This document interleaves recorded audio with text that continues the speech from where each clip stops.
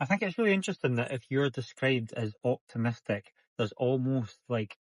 a feeling in the background there that like that is like an altered state from like normality, as in being optimistic has some sort of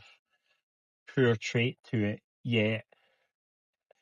everything's better. As in you enjoy your life a lot more, you're more fun to be around, you're more likely to progress in life for many different reasons, and yet it would often be viewed as an altered state from of course, the opposite being, say, pessimistic, where you would look at the worst and bad in everything and focus on that, as opposed to looking at the good and pulling opportunities out of obstacles.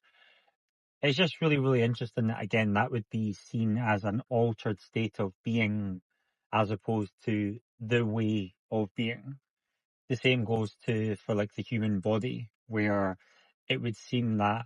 having a high level of muscle mass and a low body fat would be an altered state to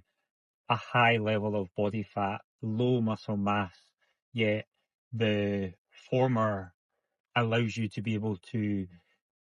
live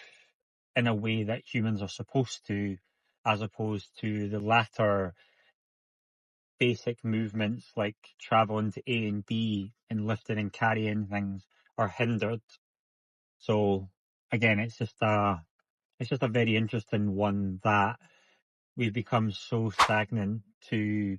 this certain way of being. I just think if you actually break it all down and then really, really think about it, you've really got two paths. You could have a path to is essentially a joyful life, which, I mean, you couldn't really ask for anything more than that, as opposed to